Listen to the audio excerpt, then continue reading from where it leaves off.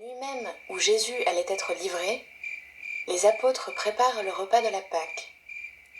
Quand l'heure est venue, Jésus se met à table, et les apôtres avec lui. Il prend le pain. Après avoir rendu grâce, il le rompt et le leur donne en disant : « Ceci est mon corps, donné pour vous.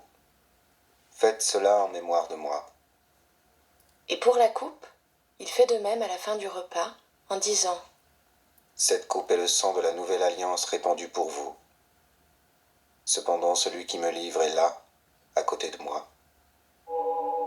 Malheureux l'homme qui me livre. » Les apôtres commencent à se demander qui allait faire cela. Et ils en arrivent à se disputer pour savoir lequel d'entre eux est le plus grand. Mais Jésus leur dit : « Le plus grand d'entre vous doit prendre la place du plus petit, et celui qui commande, la place de celui qui sert. Quel est en effet le plus grand, celui qui est à table ou celui qui sert? N'est-ce pas celui qui est à table? Eh bien moi, je suis au milieu de vous comme celui qui sert. »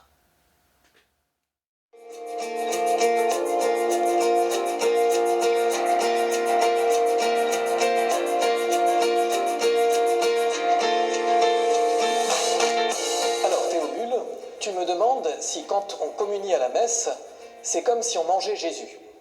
Tu sais que c'est une très très bonne question parce que beaucoup de chrétiens se la sont posée. Et au fond, tu as raison.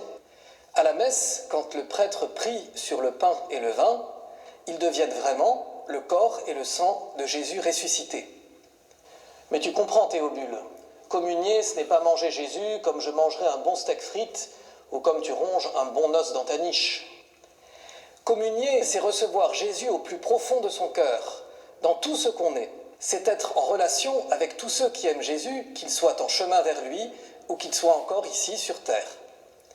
Alors tu vois, Théobule, communier, c'est pas recevoir Jésus juste dans son ventre, c'est le recevoir dans tout son être, parce qu'il est notre ami et qu'il est très très proche de nous.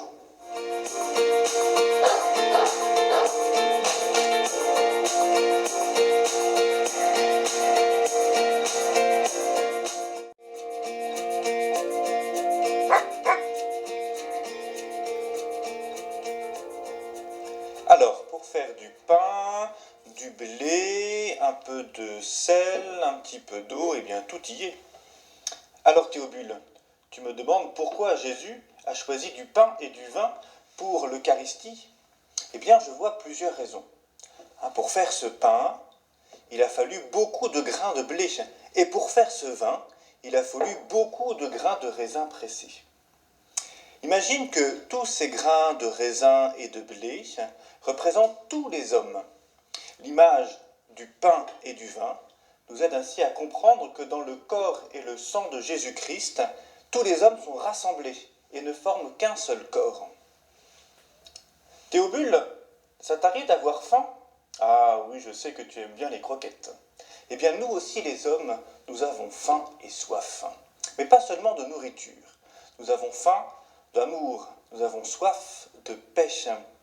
Et Jésus nous comble de cette faim-là, en nous donnant à chaque Eucharistie son corps et son sang, le pain et le vin.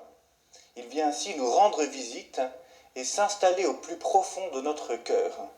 Ainsi, Jésus nous donne alors son amour, sa paix et sa joie. Et le pain et le vin sont aussi les ingrédients de base d'un repas joyeux. Alors le vin, bien sûr, avec modération. Alors, ce que Jésus nous dit en choisissant le pain et le vin pour l'Eucharistie, il nous dit que toute Eucharistie est un repas de fête, une fête qui nous rend heureux.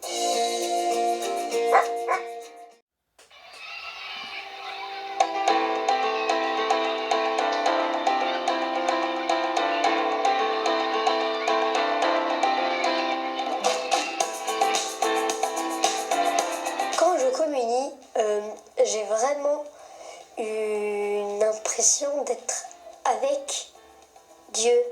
Je mange le pain comme les disciples de Jésus. Dans ma tête, ça fait m'imaginer comment était la table, dans quelle coupe ils ont bu les apôtres et comment il a fait pour partager le pain et quelle prière il a dit. Quand je communie, je prends une part de Dieu, de Jésus, en moi et je la mange pour sentir plus près d'eux à ce moment.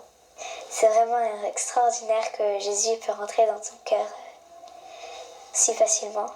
Il aime ça et moi j'aime ça aussi parce que c'est agréable. Je sens que c'est Jésus qui vient m'aider. Par exemple, juste avant la communion, je vais chez mon frère, après ça va mieux. Dieu maintenant est entré dans mon cœur, il me protégera, mais il faut que je fasse comme Paul et Silas, proclamer sans cesse les louanges de Dieu.